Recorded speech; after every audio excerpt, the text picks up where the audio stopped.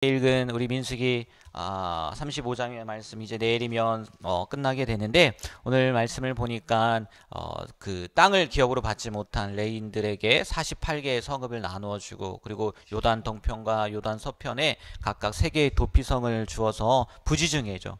일부러 하는 게 아니라 고의로 살인을 저지른 자가 아니라 부지중해 살인을 저지른 자들을 피할 수 있게 하는 제도를 마련해 놓은 말씀이 오늘 민수기 35장의 말씀에 있는데, 먼저 1절부터 이 8절까지의 말씀을 보면 하나님께서 모세에게 이스라엘 백성들로 하여금 그들의 가나안 땅에서 얻을 기업 중에서 떼어서 레위인들에게 거할 성읍을 주게 하셨어요. 조금 전에도 말씀드렸듯이 48개의 성읍이란 말이에요.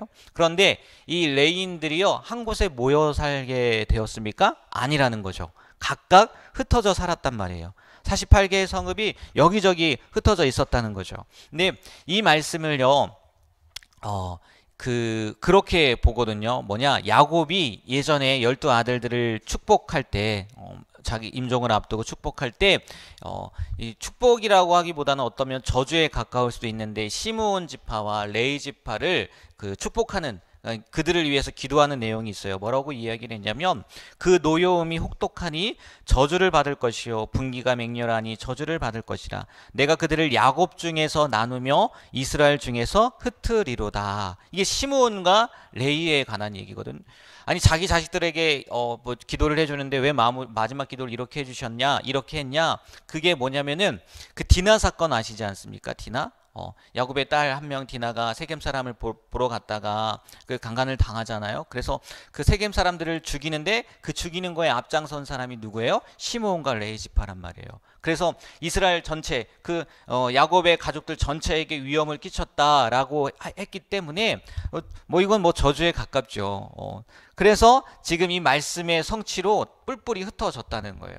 그런데 우리가 아시다시피 이 레위인들이 뭐 지금 뭐 말씀드린다고 하면 그 흩어져서 한 일이 결국은 뭡니까? 레위인 제사장의 직분을 감당하는 지파가 된 거 아니에요. 그래서 각 흩어진 자리에서 하나님의 말씀을 가르치고, 그 다음에 제사는 어떻게 드려야 되는지 알려주고, 그리고 또 이스라엘 백성들의 위로자가 되었단 말이에요. 저주가 무엇으로 바뀐 거예요? 축복으로 바뀐 거예요. 근데 이 사건도 또 그 이유가 있는 거 아니겠습니까? 또 무슨 일이 있었냐면, 출애굽 과정 가운데에서 이스라엘 백성들이 우상을 만들잖아요. 송아지를 만든단 말이에요. 그때 그 모세가 그 이야기를 하지 않습니까? 이 악한 사람들을 칠 사람들이 누구냐 했을 때 나선 사람이 누구예요? 레위 지파였단 말이에요. 쉽지 않았겠죠. 같은 민족이란 말이에요. 같은 형제인데 그 모세의 명령을 따라서 하나님 앞에 범죄한 사람들을 죽이는 일에 앞장섰다고요. 그 일 때문에 지금 레위 지파는 흩어지게 되었지만, 흩어진 거에서 무엇을 하는 거예요? 하나님의 말씀, 제사 지내는 법, 또 그들의 위로자가 되었다는 거죠. 어떻게 보면 인생 역전이다 라고도 이렇게 할 수 있겠지만, 그게 다른 게 아니지 않습니까? 하나님의 말씀에 순종했다는 거예요. 그러니까 우리가 늘 제가 이야기하지만 하나님의 생각과 사람의 생각은 너무나 다른 것 같아요.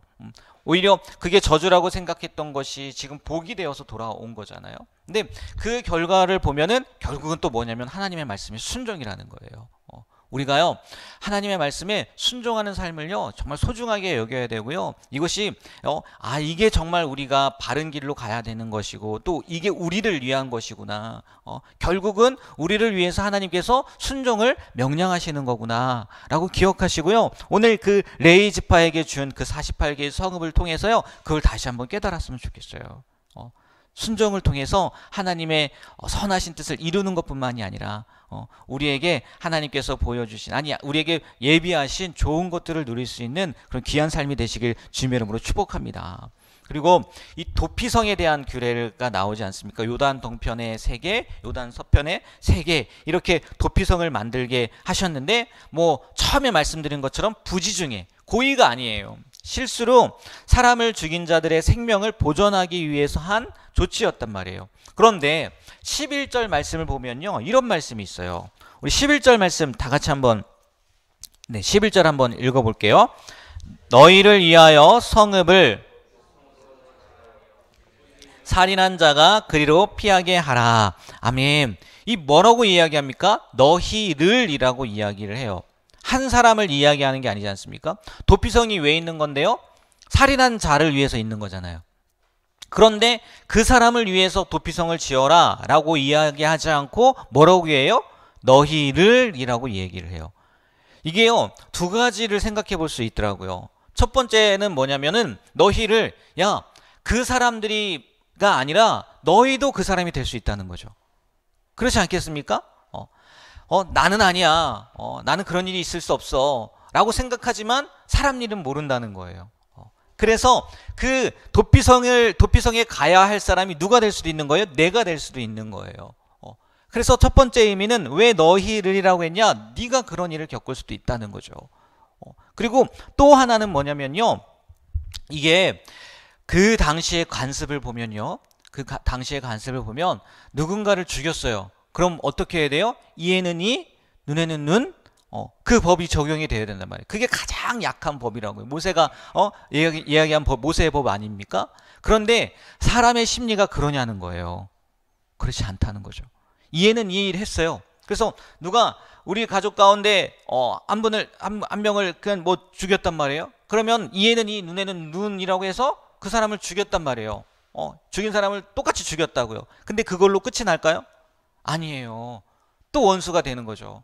그렇지 않을까요? 내 가족 중에 한 명이 죽었단 말이에요. 아무리 그 법이 있다 할지라도요. 사랑하는 가족이 죽임을 당했는데 가만히 있겠냐는 거예요. 그렇지 않을 거라는 거죠.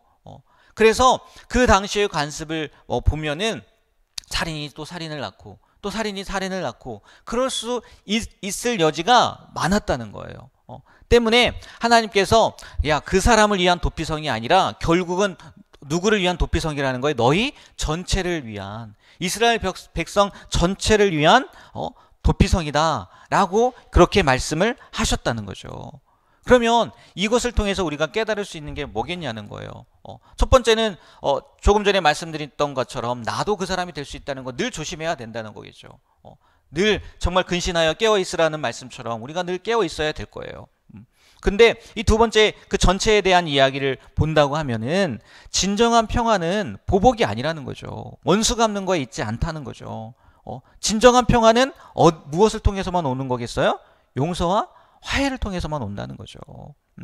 아무리 하나님께서 이 도피성의 제도를 마련해 놓으셨다고 하지만 결국은 그것도요, 용서하라는 거 아니겠습니까? 그 기간 살아 있어요. 예. 거기에 있단 말이에요. 아무리 실수로 죽였다 할지라도요, 도피성이 있단 말이에요. 어떡할 거예요? 계속 그 분한 감정을 가지고 내가 너 나오기만 해봐라, 뭐 이런 마음을 품고 살겠습니까? 그 누가 더 지옥을 사는 거겠어요? 그 마음을 품고 사는 사람이 아마 더 지옥을 사는 사람일 거란 말이죠. 그래서 이 도피성의 제도를 통해서 하나님께서 우리에게 말씀해 주시고자 하는 게 뭐냐면 진정한 평화는 보복이 아니라는 거예요. 원수 갚는 게 아니라는 거예요. 뭐라고요? 용서와 화해를 통해서만 이루어질 수 있다는 거죠. 정말 쉽지 않은 것 같아요.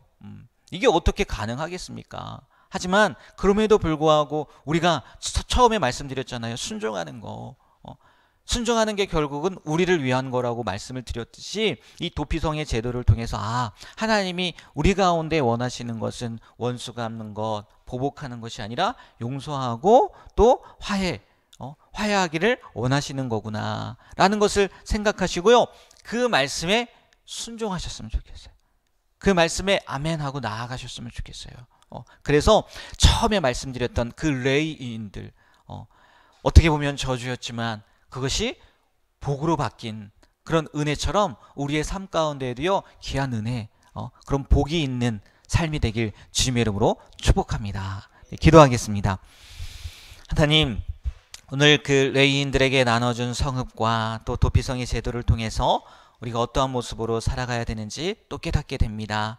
늘 하나님께서는 매 순간 우리에게 말씀을 통해서 우리가 어떠한 모습으로 살아가야 되는지 알려주시고 말씀해 주시는 줄 믿습니다. 하나님, 듣기만 하는 자로 남지 않게 하여 주시고 행함으로 또 그 말씀대로 살아갈 수 있는 우리가 되게 하여 주시옵소서. 오늘도 귀한 하루 주셨는데 하나님의 뜻에 올바로 또 맞게 살아가는 귀한 삶이 되길 간절히 소망하며 예수님의 이름으로 기도합니다. 아멘. 하늘에